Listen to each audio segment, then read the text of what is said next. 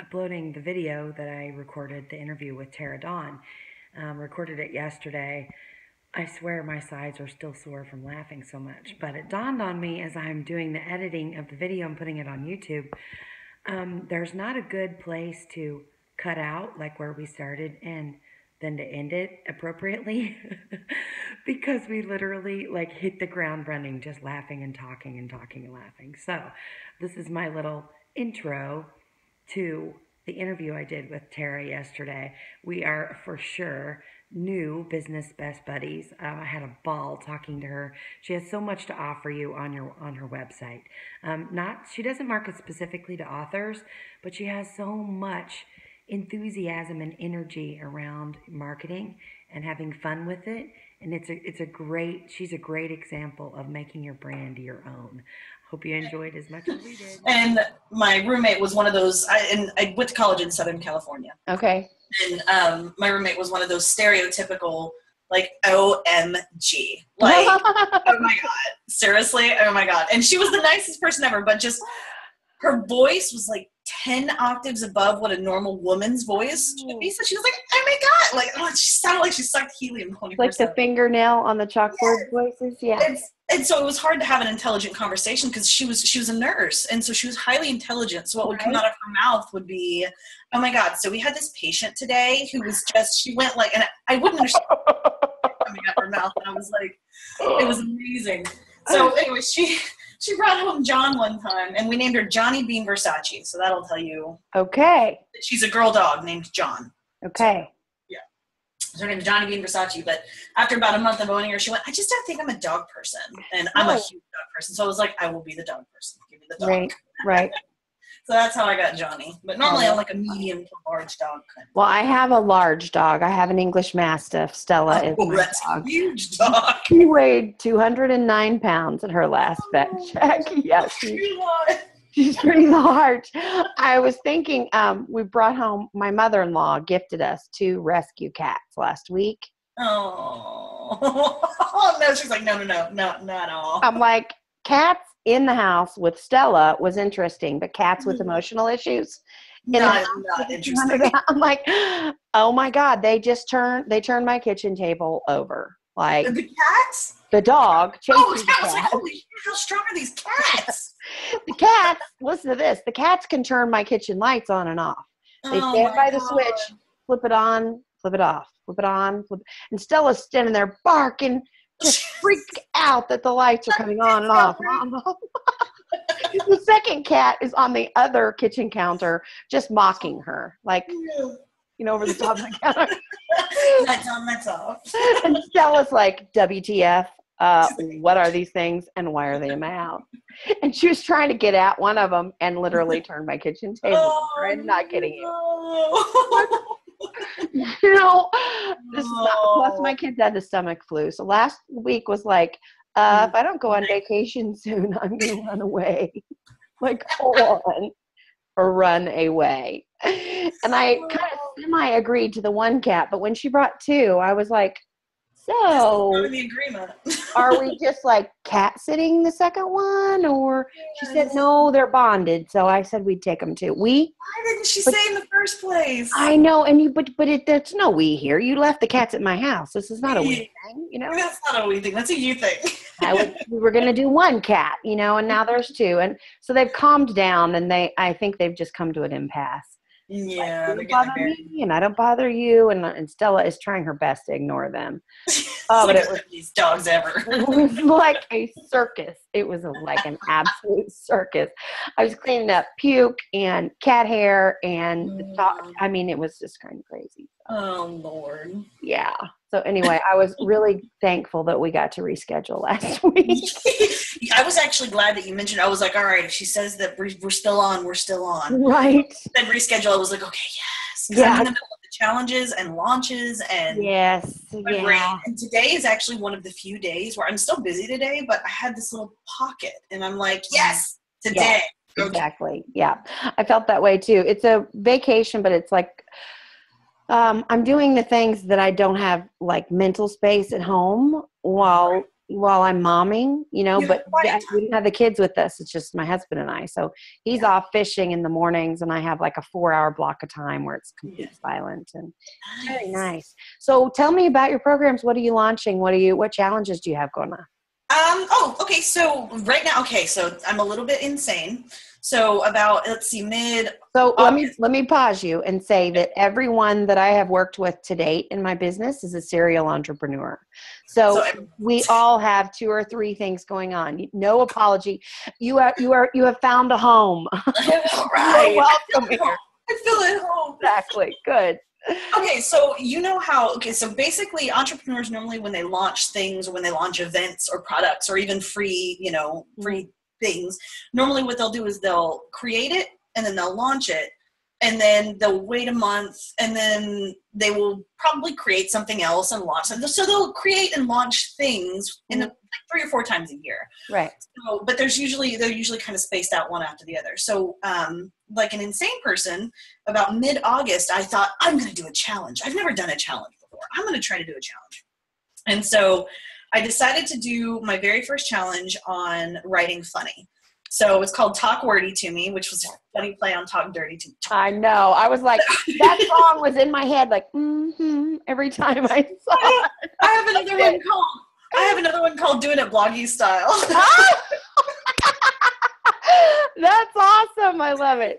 That was great. So the challenge was called Talk Wordy to Me, and it was all about how to infuse, not be funny, because it's really hard to teach how to be funny. It is. But it's about how to infuse humor and your unique humor. Because I think, even the most deadpan person is hilarious. Of course. So everyone's funny. My sister thinks she's not funny, and she is. She just has really deadpan, dry humor. Right.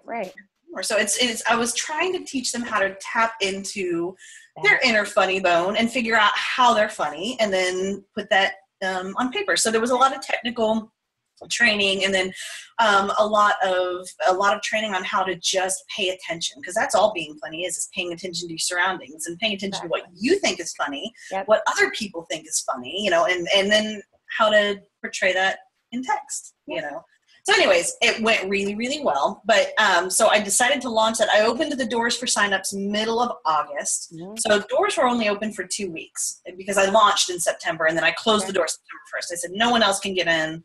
So in 2 weeks, I had a little under 200 signups, which was really good. I was super surprised. That's nice. Woohoo. Okay. And so about a quarter of the way through that one, I got stupid. Well, I got smart stupid. Okay. It was a really good idea. It was a stupid idea. I decided I was going to launch. And these are 30-day challenges, by the way. And I did that for a reason. Okay. I'll go into why I did that, but I did actually talk about that because that's become really unpopular. But I'm getting ready to start a 30-day challenge November 1st. So see, there you go. Okay, so I decided. So in the middle of this, in the first quarter of this first 30-day challenge that I was teaching, I decided I'm going to launch 3 more 30-day challenges back to back. Like I'm going to do one in September, October, November, and then December is going to be my last one. And the reason I did 30 days, because I've heard the same thing you have. 30 days is too long. People lose interest after like day 14, 15, or 16. Right. They taper off. Yep. For me, that actually hasn't been the case. I still have pretty good activity. Well, we're on day 22. What's today's date? 22, 23. 4th. Shoot. Hey, I've lost whole weeks before, so no judgment. We're on day 4, and I still have people in the group who are participating and asking questions and playing catch up. And so the reason I did the 30 days, though, because I was afraid people were going to start dropping. The reason I did the 30 days is because I wanted to create 30 days of content. So I wanted to create 30 days that could be turned into a paid product, like a course. Mm-hmm. So what my plan is so I'm getting all of these written. I'm getting all 4 of these written. And then in March, I'm going to relaunch them again. But I'm going to relaunch them as 14. Yeah, so I'm going to relaunch them as like 14-day challenges. And I'm going to take all of the best ones. Okay. Not all of the best ones, but all of my favorite ones and all the ones that work really well together that give results. I'm going to offer that as a free 14-day challenge. Okay. And then when you sign up for the 14-day challenge, I'm going to give them the option to get all 14 days at once for like $7, just all 14 days at once, or they can buy the entire 30-day course, and it's going to be smaller than a regular course. It's going to be like $47. They can all 30 days. So it's going to be a small evergreen course. I'm not going to go with it. I'm not going to put in tons of videos and I'm not going that. Yeah. Honestly, I think I'm all about value, but you have to keep timeliness in mind. Especially if you're marketing to other entrepreneurs, they just do not have time for a course that's going to take, 5 hours per module. They won't, they'll get tired and frustrated. And then you are the reason they're tired and frustrated. And it's not good. So I actually had one of the comments that I had in my Facebook group. So the one that the challenge that we're in right now is all about downloads, and it covers everything from email lists to downloads, to creating the downloads, to monetizing the downloads later. It goes the whole gamut, right? And one of the comments that I got yesterday was that the content was fantastic, but the emails were too long. Yeah. And I seriously, I write anywhere between 1,500 and 3,000 words a day because I'm naturally a writer. I love writing. Right. So for me, just to kind of brain dump and get as much information out of my head as possible is that makes sense to me. Right. But she said it's not a matter of if the content's bad, it's just too much. She's like, I can't sit down and read 3,000 words. I know. Yeah. Every single day. Yep. So and that was great feedback, because now what I like to do is go back in and edit some of those emails and take away things that just don't need to be there at all, period. And then, because sometimes, you get a little verbose and there are paragraphs that just don't belong. Sure. And so I need to go back and kill some of those. And then I'm also thinking maybe to take some of the text and put it into actionable worksheets and checklists. Right. Simplify it and make it something actionable for them. Nice. So, yeah, I think so. I've got a lot of work to do on the challenges, but the reason what it goes back to is the reason I did the 30 days is because I want to, since I'm writing, when you say, I'm going to make a course, and you say, I'm going to launch it 3 months from now, that's great. But I'm one of those people that I have to say, I have to be writing it for someone because they're expecting it that day. I have to have a deadline. 3 months from now means I'm going to be writing 30 days of content the day before the course. Exactly. I am the same way. I'm going to go on record to saying I'm the same way. Yeah. My Scorpio Guild, which I just have 5 people in it this time, and we'll do it again in January. And it's the whole thing. So we're publishing a paperback book for them, and it's from the idea. If they don't even have an outline, we do all that. And I help them with product creation and the whole thing for 8 weeks. Yeah. But I did most of the content in a week's worth of time before we started on Thursday. Yeah. And you know what? I needed to know the people. I needed to know what I thought it was that I was procrastinating, but I'm a very hard worker and I'm extremely driven, very creative. It's not procrastination.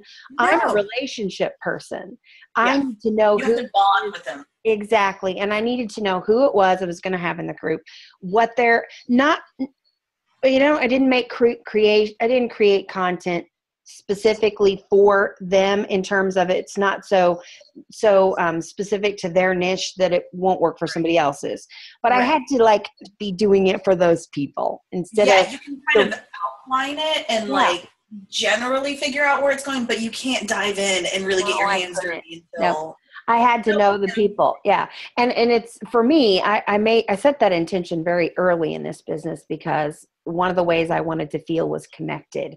I want to feel connected with the people. I want to get the text message, oh my God, my book just sold 100 copies today. I want to hear, I want to do that. I don't want to create a course that 10,000 people will buy and I have a staff of assistants that run it. I don't want to do that. I just don't want to do that. Yeah. You want to be a bad model, but it doesn't work for me. Yeah.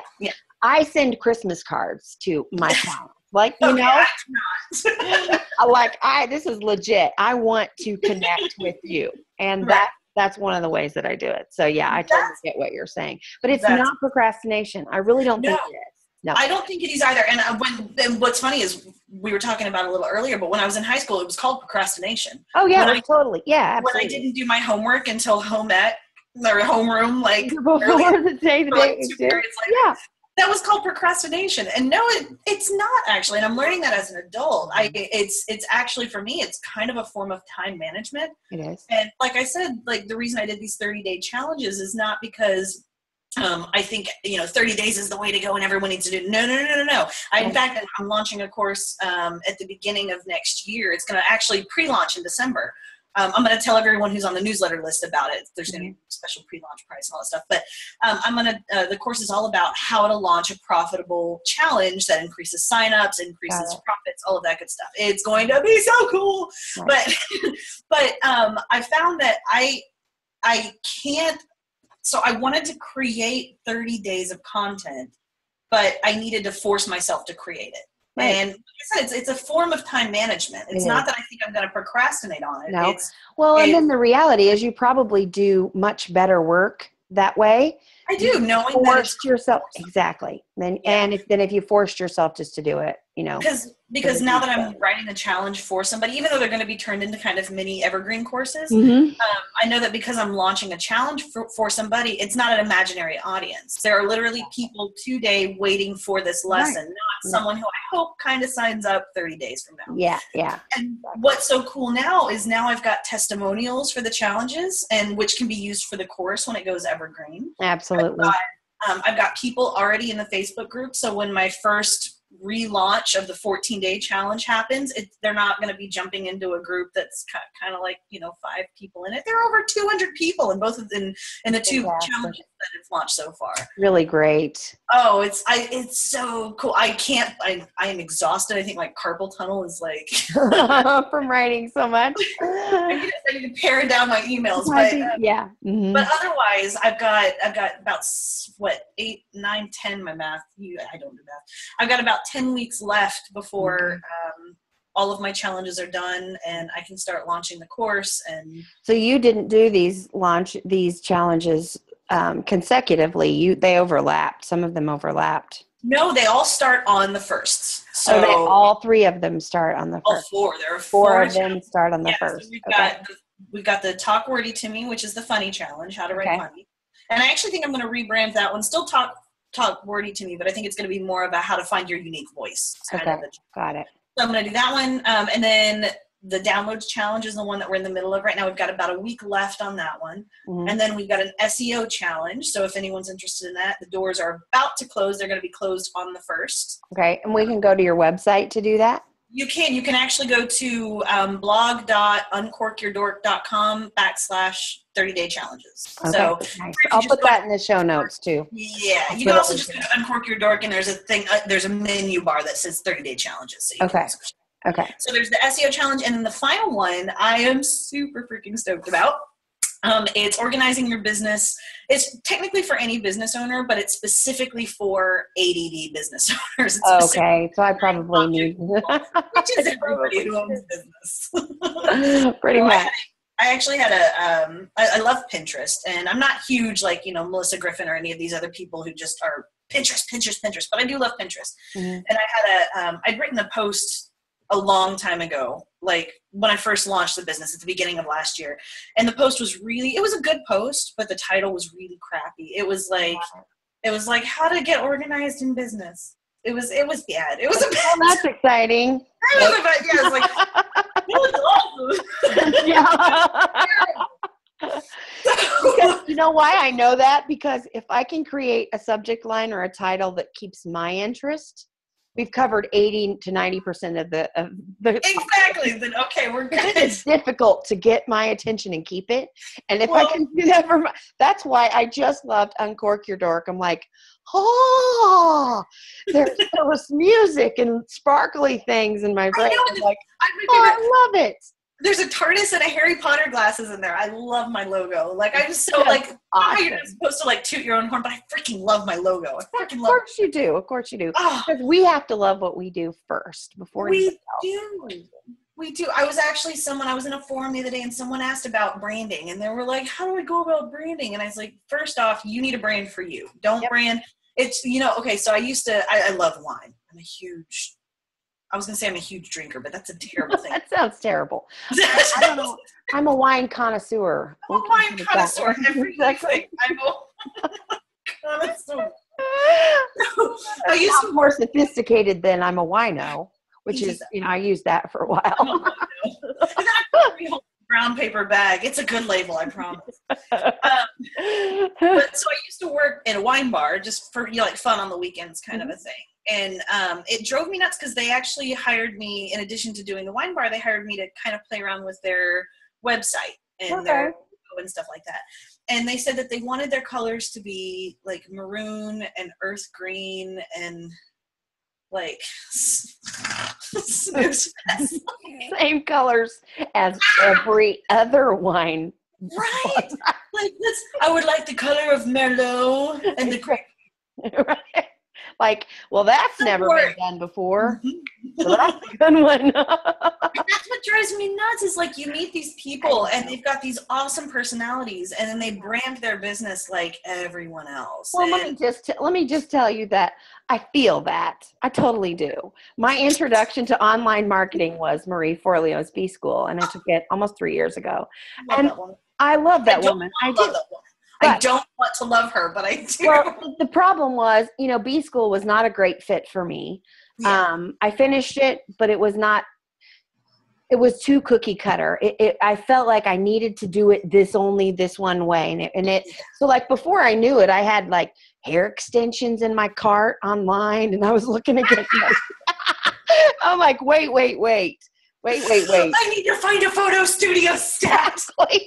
Well, it's real easy when you have someone that phenomenal. And yeah. Oh, I was telling my mom about it the other day. My mom goes, Terra, you could be the next Marie Forleo. And I went, no, I could not. Like, I don't do mini skirts. And secondly, I can never cross my legs in a chair like she does and look that good. I'm sorry. You give me 5 seconds and the posture's gone. I'm like, I know. No. I'd have to have like $10,000 worth of dental work just to match her smile, like veneers and all. I could no. I wear like graphic T-shirts, and I have my hands in my hair. This is like my worry stone. I have my Oh, you're not doing me both. I don't know if you've noticed this about I have your back one to the right. We're gonna move to the left. We're gonna move to there's no way. I just can't. That's not sustainable. I would need to medicate myself in order to show up like that every day. And I love her. I don't think she probably has to try that hard. I mean, I've seen her Instagram post and she freaking looks like that in real life. Really? Because I kind of thought maybe like she didn't. Like I thought maybe like she cusses when no one's looking. Less makeup, but no. That's really Marie Forleo. Okay, I hate I'm pretty convinced that. I her. I know, but that's the reason I don't want to love her is because I see her videos on YouTube. And they're so beautiful and they're so perfect. But her information is so damn good. And I'm like, no. There's nothing to hate except the cookie cutter mentality that kind of goes with, and that's my own pushback against the courses. Because I am never making a course. I don't want to get blah. But if there is a lot of redundancy in the information that I share with people. And the reality is a course is a great way to capsulize that. Even if I freaking give it away, it's a good thing to do. And so, yes, I am. Have you checked out Femtrepreneur, Mariah Cause? Okay, I'm in love with her. There's nothing to hate about that woman. I freaking love that woman. And, I liked her. I found her about the same time I found Marie Forleo. All of her videos she shoots with her iPhone. That's why I love her. In her. And she's very polished and it's very sleek, but it's attainable. I feel like without $500,000 or something to dump in a studio, I can't replicate what Marie does. And also, she never made me feel that way, but I felt that way watching her, and I didn't feel like that about the Fempreneur Association. And I like the Femtrepreneur one, is why we may be getting a little off topic, but you guys should all go check out these people. It's okay. These are good resources. It's totally fine. Yeah. I think I like Mariah Cause a little bit more just because I feel like she's polished and she's well-spoken and she gives great information, but she's not telling me something that's untrue. She's not, and I don't feel necessarily about that way about Marie Forleo, but like you said, it's not, I don't feel like it's quite as attainable. Right. Whereas Mariah Cause says, I'm not guaranteeing that you're going to succeed, but Right. if you really kick ass and if you really try hard, work hard, everything you do, it's going to be worth it. You know, right. everything, you know, everything that you do accomplish is going to be worth how much you put into it, yep. you know? Exactly. And that's what I love about her. She doesn't guarantee success, or she doesn't polish herself so much that you're like, you know, I want to pet you. I'm like, I'm over 40 and I might have a secret poster of Marie Forleo in my closet if I weren't careful. Like, she's idol worthy. Like, she's just like, oh.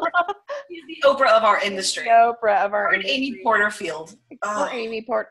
Yeah, I know. That's why I like Chalene Johnson. I like Chalene Johnson. I like her because, forgive her for being blonde and like 5 foot nothing and 97 pounds. Forgive her for those things because you will forget about them soon.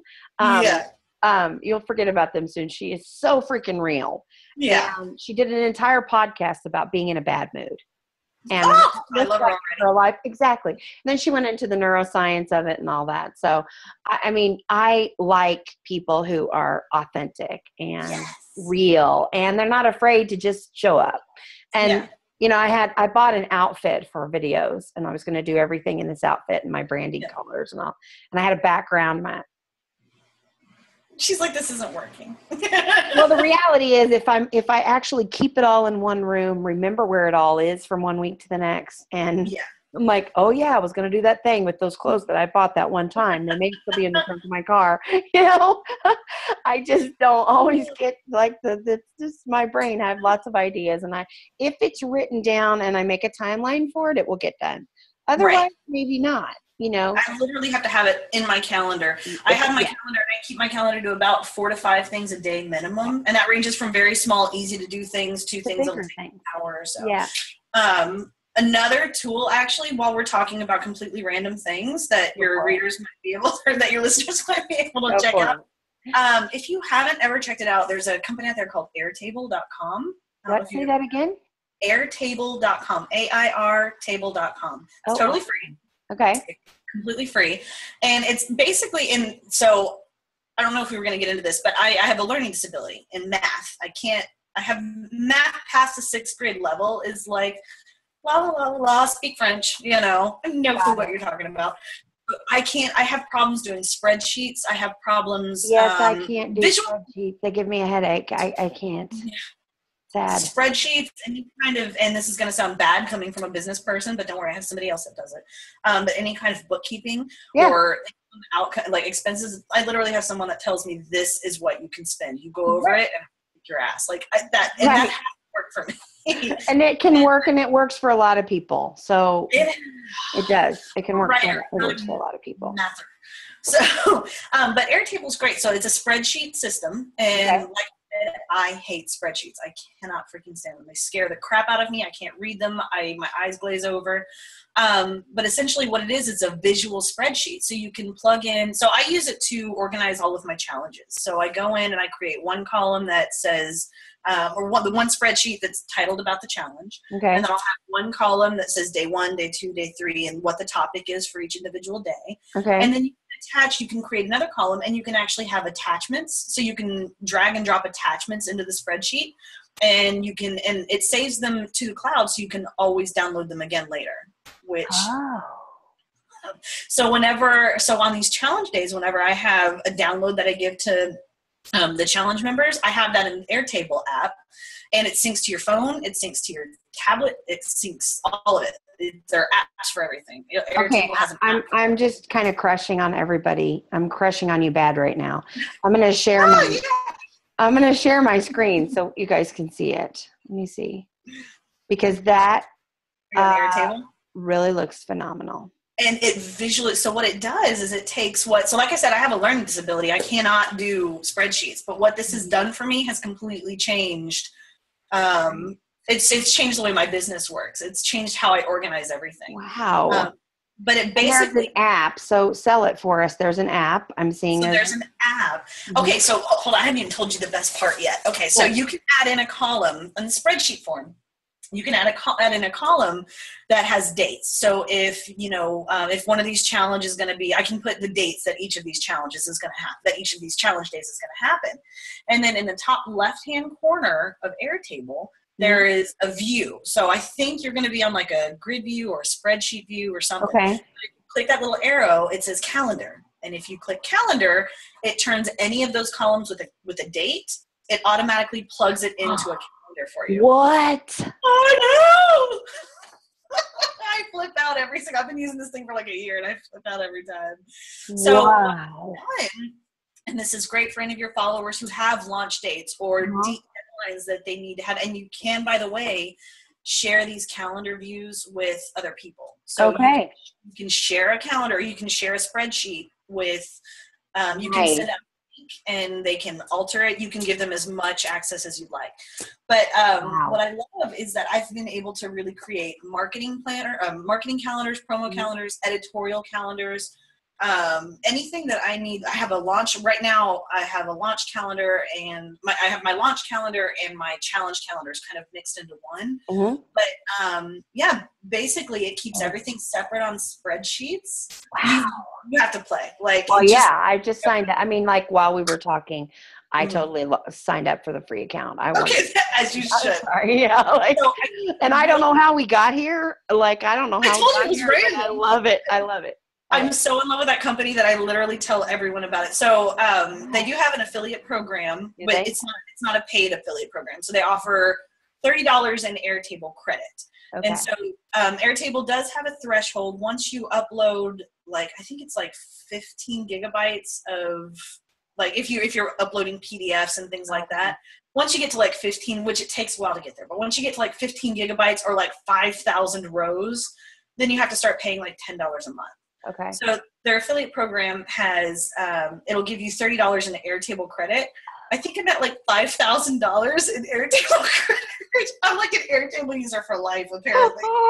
I love it. I love it. That's amazing. I have never heard of that before. So we shared useful information. I told you about Shalene Johnson, and you told me about Airtable. I wrote her down. I'm excited to check her out. I'm really geek. She literally has 4 podcasts that she runs every week.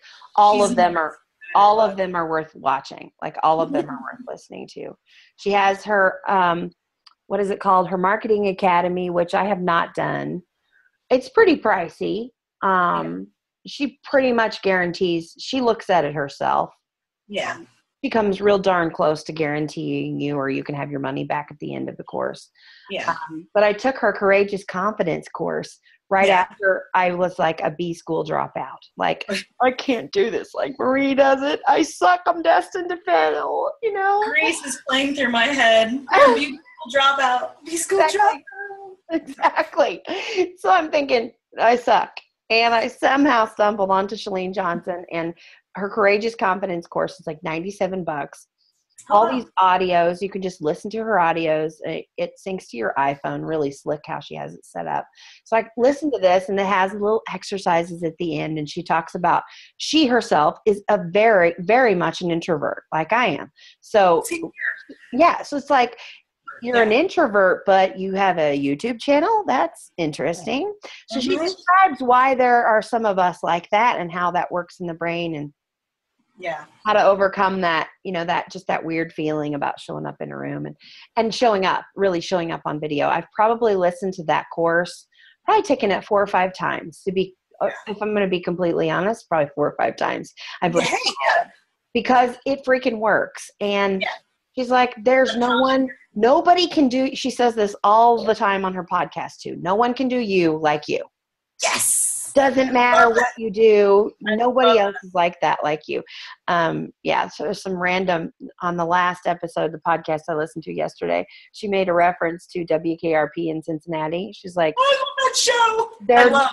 You take one of those weirdos off of that, and it no longer is a great show. Then none of them are alike. So it's just a good illustration, total rabbit trail. But yeah, Shalene Johnson and now Airtable. That was the best swap I've made all week. That was an awesome swap. I'm pretty freaking excited. I'm like you. I love the information that comes out of Amy Porterfield and the information that comes out of, all of these big time, Yeah. Marie Forleo. I love all of their information, but they're too polished. They don't make it feel, they're like the Martha Stewarts. Right. Do wrong. They're going to go to prison. You better watch out. I know, right? and I don't know that they have, maybe, for a while I thought you have to be fake because I would be fake if I was like that. But I don't necessarily think that that's true. Maybe it's like the cheerleader syndrome from when we were in high school. It could be. Like we were the real ones, and they were also real, but they were also so healthy and pretty and all the things. Outgoing. Yes. Yeah, all the things. They were just going. Like I imagine you might have been something like me when I was in high school, just walking around with my head in a book. I hung out with a specific group of people. I wanted glasses because if I could have worn glasses, I could have been able to hide a little bit more. Like, I just wanted to disappear. Okay. And I was always in a book. I had to wear glasses, but the reason I had to wear glasses is because when I was like 6, I saw someone with glasses and I thought they were cool. And so I faked my eye exam. Yeah. I faked the school. I totally faked the school eye exam because I wanted glasses that bad. I wanted glasses. People and now I'm screwed now. I wear contacts and glasses both. Yeah. I switch back and forth, but I think I'm kind of liking the nerd glasses on video. So I think I'm cool. Yes, those make you look very smart. Thank you. Smart and sexy. Yeah, exactly. Right. Get your tape. Get your tape there in the middle. Love it. You forgot to sniff.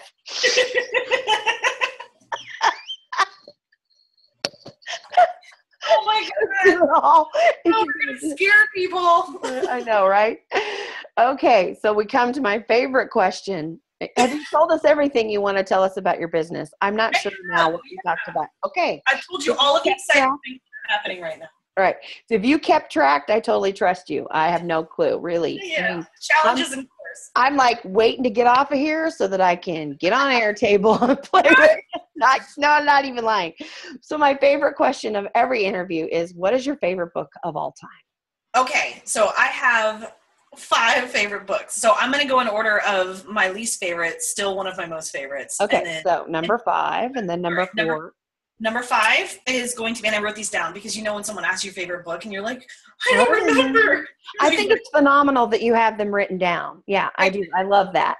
That's a great kudos to you. Okay. So I love kids' books. Well, young adults. I love YA books. Mm-hmm. So Midnighters by Scott Westerfield is one of my all-time favorite series. It's actually like 5 books, but I consider it one. Okay. And just know that Harry Potter is also included subliminally on this list, but that's kind of like its own little, it's Harry frickin' Potter. Exactly. It does not belong on a list. It's on my list of favorites because it's obviously a favorite. Obviously a favorite. I'm not going to waste a line on Harry Potter. So Harry Potter. Actually, Harry Potter is currently what's holding my computer up. Nice. 3 books of Harry Potter. Nice. Okay. So number 5 is Midnighters. Anything by Scott Westerfield is good, but Midnighters is his best. It's his best. Next one is probably going to be Dirty Jobs by Michael Moore. I love anything by Michael Moore. He's so sarcastic and cynical. I know. I love his humor. I love it. I'm making this list too. I've read a lot of him, but Dirty Jobs is probably my favorite. And if you're an audio nerd, Fisher Stevens reads it, and he has an amazing voice. If you've ever seen the movie Hackers. Okay. He was the bad guy. He was the plague. And anyways. Okay, got it. That was real dorkdom coming out right there. Totally fine. You're in good company. Okay. So my third one would be Peter Pan. Every time I read Peter Pan, it makes me cry. Yes. I love Peter Pan. I've read it probably a bajillion times. 4th one is Ender's Game. Yes. The movie sucked. The movie sucked terrible. So bad. I always am disappointed. 9 out of 10 times I'm disappointed in the movie. But that one was epic fail. Like it was just horrible. I was angry when I left. I was actually angry when I left. I was with, me too. I was with a group of people and we went out into the parking lot and I was literally yelling and someone had to say, Terra, calm down. And I was like, you calm down. Exactly. They have ruined, I know. They've ruined Harrison Ford. They've ruined Ender's Game. They've ruined Orson Scott Card. Everything. I was so mad. Yep. Okay. But then I came home and I reread Ender's Game, and I was happy because the book was just amazing. Just amazing every time. Yep. The short story is even better, by the way, if you've never read it's based off of a short story. I haven't read the short story. Oh, but it's like 30 pages long. You can actually get it online for free, but he wrote it as a short story, and then it won a ton of awards, and so he wrote the book, and then all of the series. Nice. We'll have to look that up. Okay, so top all-time best book. I probably read it 2 to 3 times a year.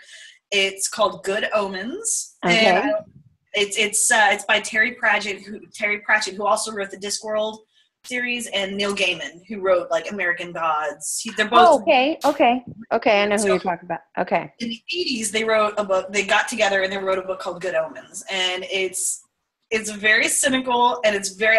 Every time I read it, I find something new that I love about it. But it's basically about the devil and the angel. It starts with the beginning of the world, right? Mm-hmm. And it's about the devil and the angel, or the devil and the angel, Crowley and Aziraphale, so an angel and a demon, who end up in the Garden of Good and Evil, and then they kind of get stuck on Earth for centuries and centuries and centuries. And when you're stuck together for that long, you kind of grow to like each other. In some weird way, like who else is there? Yeah. And then in about the mid-'80s, the devil sends his child to the world and says, the world's gonna, end and all that stuff. And they decide they don't want the world to end. So anyways, it's hilarious. And it takes place in like the 80s or 90s, I think. So, all right. I'll have to look that one up. It's funny. Yeah. Good one. You'd like it. You're going to thank me for that one. Okay. Yeah. All right. I'll keep that in mind. We'll put it in the show notes and your website address too. So if anybody wants these, I'm still so impressed that I come up with that many things at once too, but then I usually chicken out and I don't launch them all at once. So that your challenges. Yeah. Your challenges. I'm telling you right now, it's not a good way to go. Are you a little bit like, are you white knuckling it? I'm so tired. Because I have things to do in my business as well. So in addition to writing, 1,500 word emails to my readers, I also have to write my regular emails to my readers. And then I have to write blog posts, and then I have to write, and then I have to work on promos and marketing. So what I'm doing right now for the 30-day challenges is I've decided I'm just going to put my head down, barrel through them, give them as much information as I can, so it's going to be easy to turn these into the courses. Yeah. And then when I relaunch in February or March, that's kind of when I'm thinking that's my real launch for the challenges. Right now, I'm just really dedicated to getting really great information put together. Okay. And the people that have signed up are just kind of the people who are along for the first ride. You know what I mean? Got it. So in February is when I really get to sit down, put these into 14-day challenges of just the best material.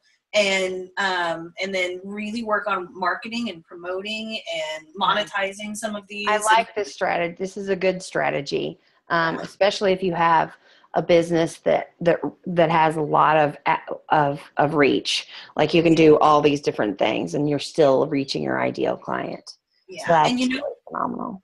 I've loved doing it, and I recommend people actually, it's hard to do a 30-day challenge. It is. It's hard for people to follow along with the 30-day challenge. I'm a little bit worried about the 30-day challenge. I am a little bit intimidated because all this noise about you can't keep someone's attention that long, And I think they're right. I actually think I wouldn't, when I teach the course on how I launch my challenges, I'm going to tell them why I launched the 30-day challenge, because I do think it's a great way to go, but purely for the reason of getting out information that you can monetize or turn into some sort of a product or a book later. Like you can write. You could totally write a book. That's my 30-day challenge in November is writing a book. You will have written a book at the end, November 30th, you will have a rough draft completed. Well, I'm telling you right now, so I write 1,500 to 3,000 words a day, and I'm doing that for 30 days, 4 times. 4 times. So you have more, you have a book in spades. Yeah. Exactly. So if you launch these challenges, if you do like your first challenge is a 30-day challenge, launch it so that you are forcing yourself to write a book in 30 days. Exactly. That's kind of what I'm doing. Scorpio Press, we've published 1 novel. I really crafted this business to reach nonfiction writers, coaches, speakers, things like that. But I told my inner circle that I had started a novel almost 2 years ago and not finished it. So they're like, you're not allowed to tell us to finish our books if we because I literally have what I do. I have 2 books on Amazon. Both of them make me a nice chunk of change. Once a quarter I get a check, so it's cool. But it's like 40 pages total in those 2. Yeah. You know, those are good PDF books. they're awesome little books, and they make me a nice little, like, no work, nice little subsidiary income, and it's cool. But it is not my best work, and it certainly isn't a book. Like, I'm kind of a snob like that, and it's not actually a book, you know?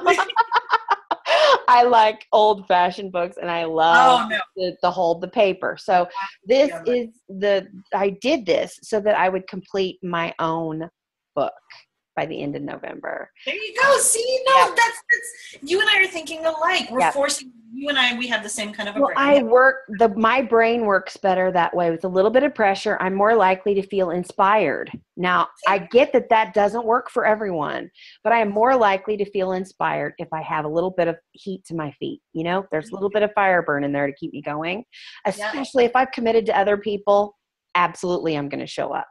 Yeah. If it's just me and my keyboard, buddy, she'll understand. I'll do a rain check and then just don't do it, you know? What if I can strategically get sick right now? Yeah, exactly. I think I've got a headache. Somebody had the flu and I saw them at the store, so I probably have the flu coming on. Like, let's just ridiculous what I will do if I'm the only person I've committed to. But if I have a slew of people following me, you know, in this challenge, it's like, oh, I'm totally showing up. And in order to fit it into my life, I'm literally going to be writing at 5:30 a.m. Like, in order to write for that hour and a half, 2 hours a day, it's going to be at 5:30 a.m. And Challenges has changed my business because I've had to structure my business more. I've learned that in order to get stuff in my business done, absolutely. I have to separate the challenge from it. I have to actually work on my challenge in the morning. I have to schedule everything out. And then I love they've increased my traffic. I think I had my first challenge open for 2 weeks and it got a little, just around 200 followers on it. 200 acceptees. I don't know. I got to come up with that. Nice. My second one had a little over 200. My third one had 300, and I just opened the doors to my new one. But I had a post go viral on the topic, so I think we're going to get nice. And did you mostly market this on Facebook, or where did you? Pinterest, actually. It was Pinterest, and then my newsletter people. So I've got my newsletter people. Okay. How big is your newsletter? Do you mind? Size doesn't really matter. It doesn't really. I have less than 500 people on my newsletter, and I'm satisfied with that. But I'm busier than I want to be.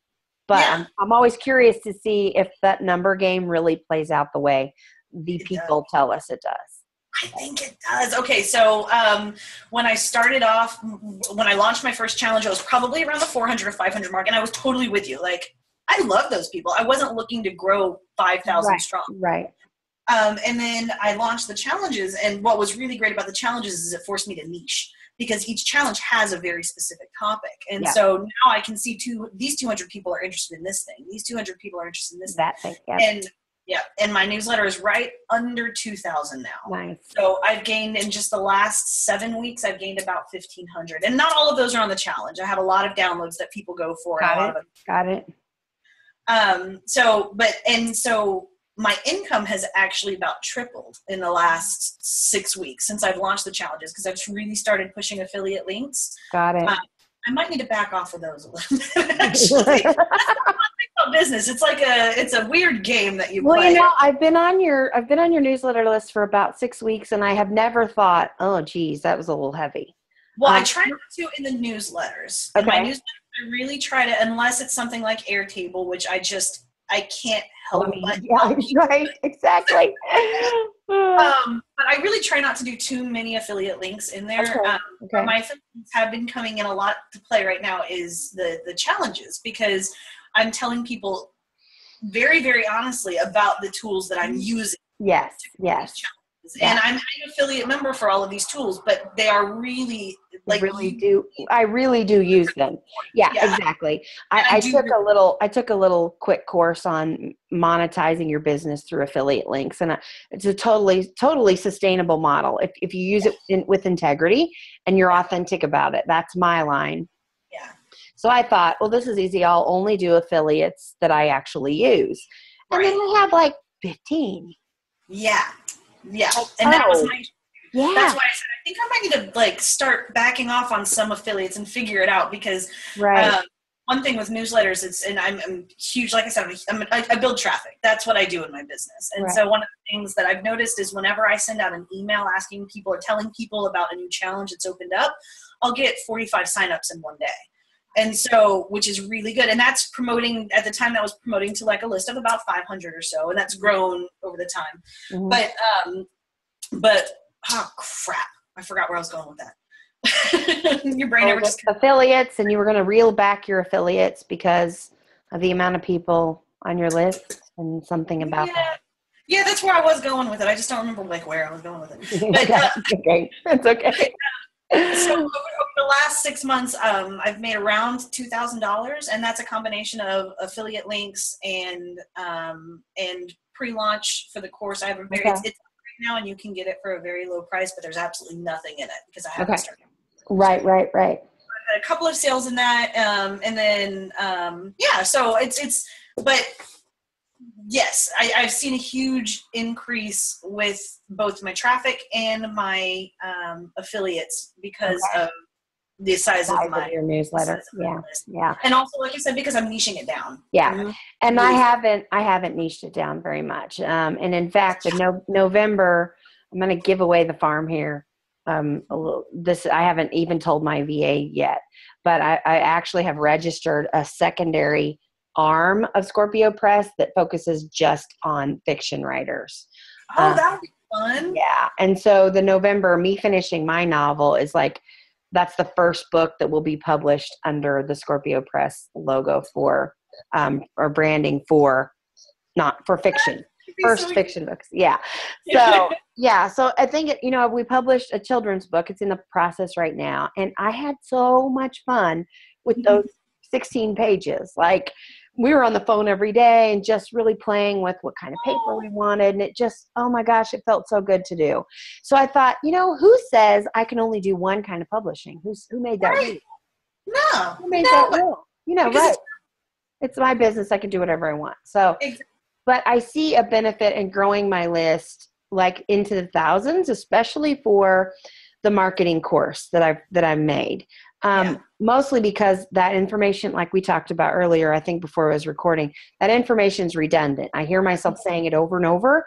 And so, I've shot a YouTube video about it here and there, and I can link in that. But it would be nice to have it in one place. And that, it's going to be like $100 or $200. That will be nice to have, put out there to a list of 2,000 or 3,000 people. That will make it kind of worth the while of putting it in a website. In a course website format. So I heard a statistic a couple of weeks ago that said about 2% of the people that go to your website are going to opt in for something, and then about 2% of your list are going to ever buy anything. Yeah.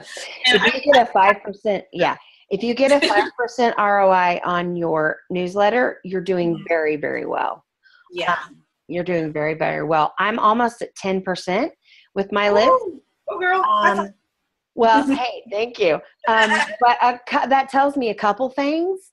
One, my pricing really needs adjusted because I'm doing this cheaper than anybody else is doing it.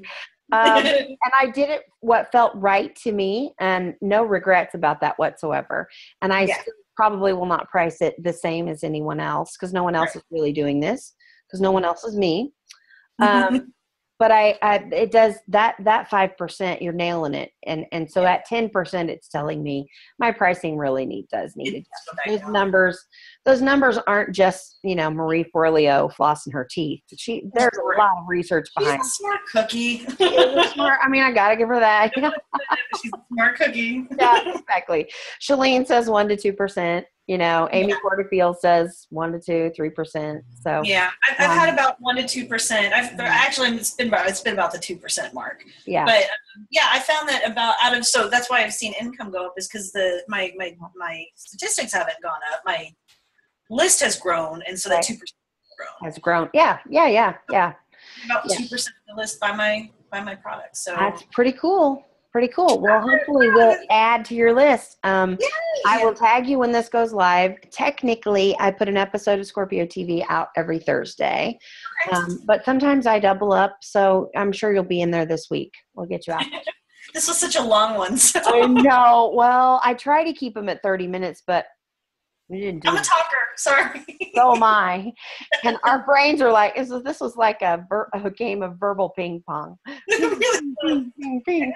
I love it. All right. So my homework is Shalene Johnson. Johnson. And Shalene yours is Airtable. Yeah. Yeah, mine is that affiliate program because I'm pretty sure that just in your industry, it's gonna change the way you communicate with a lot of your. Well, I need spreadsheets. I need them. Like I get it. And I'm like, I'm gonna have to hire someone to do my spreadsheets because my brain it's just like Teflon. Every time I freaking open it up, I have to learn it all over again. I can't remember what I put in there. It makes me have like self-esteem issues. Yeah, I don't have time for that. Exactly, we did. Well, thanks so much for being on, and watch the show notes, and you can find out all of her fantastic stuff down there. If you're watching, check out her challenges and try to keep up with her fantastic brain, because let me tell you, it is like speed, fantastic creativity. I love her play on words. I love your play on words. I like everything that I've ever seen you do. So keep it going. I like you too. I think we're gonna be digi-besties in the making. Exactly. This is like a beginning #BFF thing, right? #digi-BFF. Exactly. Oh my gosh, my husband's gonna see this and go, you might have met a dork as good as you.